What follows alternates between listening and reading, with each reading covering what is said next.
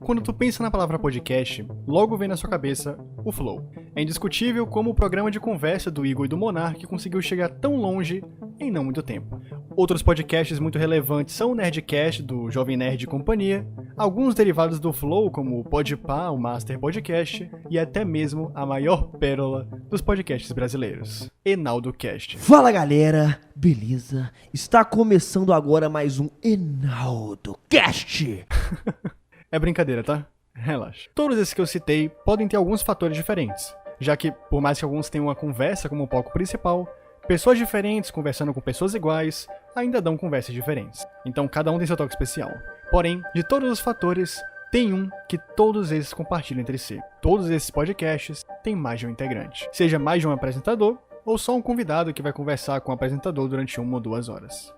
E podcasts com várias pessoas realmente geram boas conversas. Tanto eu sei disso, que eu já participei como co-criador de 2 podcasts em grupo. O primeiro sendo o Perdidos no Calabouço, que eu fazia com o Iliox, o Logout e o Chamax. E o segundo, que alguns devem conhecer, que é até um pouquinho mais recente, que foi o Fundo do Poço, que eu fiz com o Andy, o Seiva e o Lagosta. As conversas são realmente ótimas. O que não era ótimo era ter que marcar para gravar um episódio novo. No início é tudo incrível, todo mundo tá com vontade. Mas depois do primeiro/segundo episódio, parece que a disponibilidade cai por terra. E nunca, ou quase nunca, tem todos os integrantes disponíveis. E quando tem, por algum problema divino, o áudio de um deles sai corrompido. Né, Seiva? O primeiro podcast só teve 1 episódio, e o segundo conseguiu dobrar e ter 2 episódios. Mas não passava disso. Foi então que eu fiquei levemente frustrado com a ideia de não conseguir fazer um podcast funcionar e decidi criar um sozinho, na qual a única pessoa necessária para que tudo rolasse seria eu. E apenas eu. Então senta aí que eu quero contar para vocês como foi criar o Diário de um Jovem Moderno, o meu podcast solo. A existência do Diário de um Jovem Moderno não é nenhuma novidade para quem já me acompanha, até porque eu não medi esforços para poder divulgar a existência dele nos últimos meses.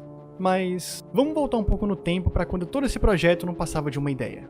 Uma ideia bem simples, para ser sincero. Primeiro de tudo, eu precisava de um tema, algo para eu tratar no podcast. Já que, ao menos que eu sofresse de algum caso de esquizofrenia, ficar fazendo um podcast de conversa sozinho não ia funcionar de forma alguma. Então, enquanto eu pensava, eu lembrei de um caderninho bem antigo que eu usava lá por 2018 e 2019, que era literalmente a minha agendinha do YouTube. Lá, eu escrevia pensamentos sobre o canal, pensamentos sobre vídeos, desenhos que representassem algum pensamento aleatório. Enfim, na real era literalmente um diário. E essa ideia de podcast me cativou bastante, já que, sendo bem sincero, eu nunca curti muito escrever. Primeiro, porque minha letra não era das mais bonitas, e segundo, porque eu sempre tive muitas dores nas mãos por causa da escrita excessiva, e eu não tava afim de ficar me doendo de novo. Então, juntando a minha vontade de ter um diário e a minha vontade de ter um podcast sozinho, eu decidi, então, fazer um diário virtual. Compartilhar pensamentos pessoais, que não necessariamente seriam presos à Utopia e ao iPort.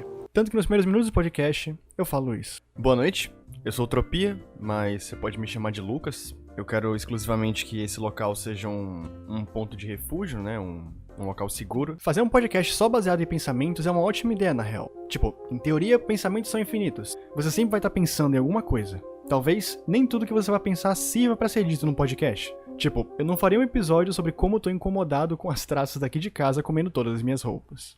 Mas talvez até que fizesse algum sentido, sabe? Toda a informalidade do diário foi um dos elogios que eu mais recebi sobre o podcast. E olha que eu recebi muito mais do que eu imaginaria que eu ia receber. Eu não sou designer, né? Eu tenho uma criatividade bastante limitada a coisas que eu sei fazer, e design definitivamente não é uma delas. Mas nunca me passou pela cabeça contratar alguém pra fazer as artes do podcast, ou qualquer coisa do tipo. Sabe, se a ideia era ser tão informal, por que a arte do mesmo precisava ter alguma formalidade? Se eu desenhasse um círculo e um pau, já poderia ser o suficiente para ser a capa do projeto. Não só seria o suficiente, como acabou sendo esse o design final da capa do podcast. Um quadrado todo preto, com um carinha palito no meio. E não me pergunte o sentido, porque eu realmente não conseguiria dizer com certeza. Ok, se tem um assunto que as pessoas estão comentando, é o que significa a foto de perfil do podcast. A primeira resposta é que é abstrata. Pode significar milhões de coisas. Enfim, várias interpretações, você interpreta como você quiser e, sei lá, sabe, viva sua vida feliz. Sabe, eu gostei desse estilo meio giz no quadro, que a parte branca é meio desbotada como um giz, e o fundo é todo preto como se fosse um quadro escuro. Não sei, eu particularmente gostei, sei lá, eu acho que as pessoas também gostaram, pelo feedback.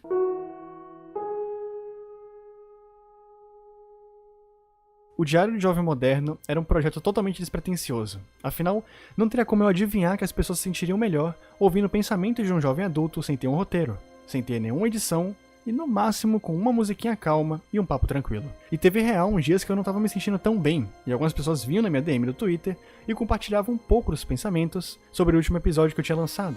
Ou sei lá, só mandavam um elogio sincero. E eu sei que vir no vídeo ficar elogiando o feedback positivo é a coisa mais clichê que existe na face dessa plataforma. Mas foda-se, né? Sei lá, obrigado por você que viu e gostou. Provavelmente você foi uma das pessoas que me incentivou a continuar. Acho que o que mais me anima nesse tipo de mídia é que eu não tenho pretensão nem obrigação alguma em mostrar algo visualmente pra quem tá me ouvindo. Eu não preciso de uma super edição ou uma gameplay de fundo. Tudo se baseia somente na sua imaginação enquanto eu estiver descrevendo alguma situação em específico. E como uma pessoa que tá fazendo vídeos há mais de 2 anos quase sem parar, eu posso dizer que em 2020 talvez eu tenha cansado de produzir um pouco pro YouTube. E isso também explica a quantidade bem reduzida de vídeos que teve no ano passado, né? Teve bem menos. Enfim, sem ficar falando de coisa triste porque já passou. Eu só queria compartilhar com vocês mesmos sobre toda essa ideia e incentivar que mais pessoas criem os seus próprios diários virtuais. Não necessariamente precisa transformar um em um podcast público. Se tu tiver um celular e um aplicativo para gravar sua voz, já é mais do que o suficiente para tu poder criar suas páginas virtuais desse diário. E eu recomendo porque muitas vezes serviu como um pseudo desabafo, sabe? Botar pra fora algo que normalmente eu não conseguiria, realmente tirar um peso das minhas costas. E uma coisa que me frustra bastante são inscritos que acompanhavam meu canal antigamente, em épocas passadas, 1 ano atrás, 8 meses atrás, e que quando eles voltam e veem um conteúdo diferente, eles pedem pra eu voltar a fazer o que eu fazia antes. E eu vejo constantemente na DM do Twitter, na DM do Instagram, o pessoal pedindo pra eu voltar com as teorias. E toda vez eu tenho que falar: gente, eu não me interesso mais por isso, eu não me interesso mais por fazer teorias e... desculpa. E eu tenho que lidar com a frustração deles. Deles falarem: poxa, mas você fazia tão bem. Poxa, mas você era incrível fazendo isso. E eu sei que vocês gostavam. Mas eu não consigo mais fazer isso sem parecer forçado. Porque não é o que eu quero fazer. E é por isso que todo youtuber, todo criador de conteúdo que se preze, ele não pode fazer tudo pensando no público. Porque se ele faz tudo pensando no público e não liga pro próprio desejo dele, não vai ter amor envolvido. Não dá pra ter amor envolvido em algo que você não quer fazer. E é por esse motivo que eu prefiro fazer algo com amor e do meu jeito, do que forçar a fazer algo que eu não quero mais só pra agradar vocês.